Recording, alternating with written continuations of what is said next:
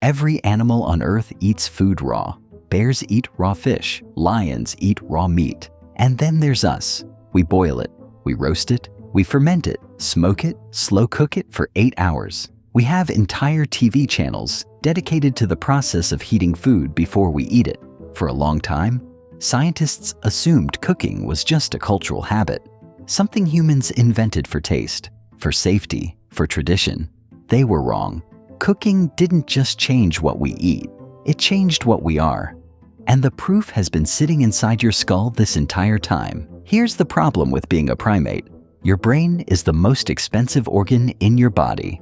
It makes up about 2% of your body weight, but consumes 20% of your calories. Every thought you have, every memory, every moment of consciousness, it all runs on energy. Constant, enormous amounts of energy. And for most animals, that's a deal they can't afford. A gorilla, for example, has a brain roughly a third the size of ours. And that's not because gorillas are stupid, it's because of math. A gorilla eats raw plants all day, fibrous, tough, hard to digest. To run a human-sized brain on raw food, a gorilla would need to eat for around 9 hours every day, non-stop, just to generate enough calories. There aren't enough hours in the day, so for millions of years, primates were stuck. Big bodies, small brains, all day eating, no time left to do anything else. And then, somewhere between 1 and 2 million years ago, something changed. A Harvard biologist named Richard Wrangham spent decades trying to figure out why the human brain tripled in size so suddenly in the fossil record. Not slowly, over millions of years, suddenly. In evolutionary terms, almost overnight. His answer, published in a book called Catching Fire in 2009, was simple.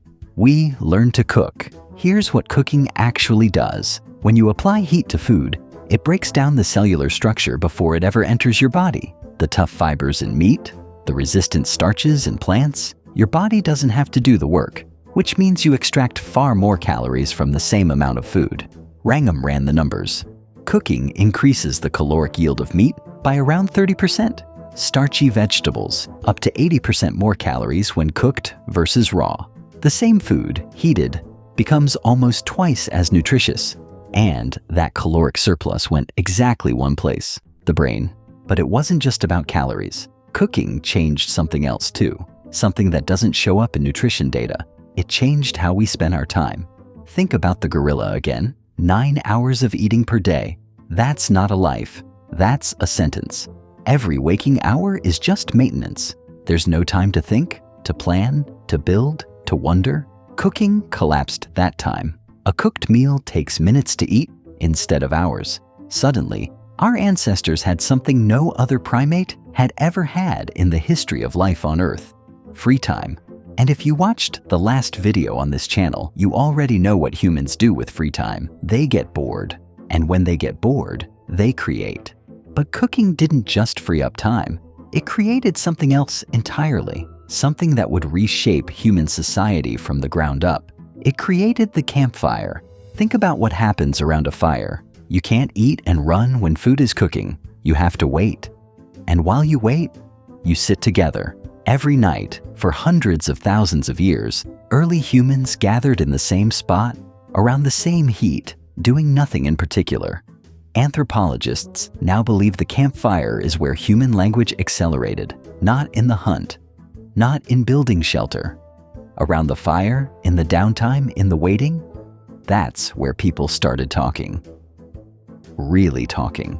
Stories about the day, warnings about predators, questions about the stars overhead. Robin Dunbar, the same researcher who identified that humans naturally form groups of around 150 people, found that roughly 2/3 of all human conversation is social. Gossip, storytelling, shared memory, not logistics, not survival, just being together. The campfire made that possible every single night. Cooking didn't just feed the brain. It built the conditions for language, for trust, for society.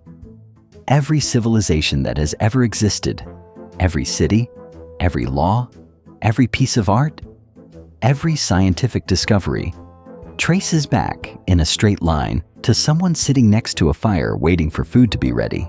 Now, here's the part that should stop you cold.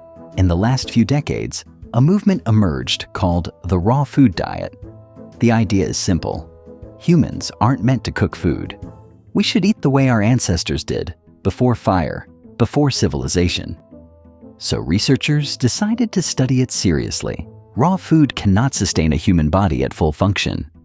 We have been biologically dependent on cooked food for so long that we can no longer survive without it. Cooking isn't something humans do. It's something humans are. We are at the cellular level, a cooked species. The most important invention in human history wasn't the wheel. It wasn't writing. It wasn't the internet. It was dinner.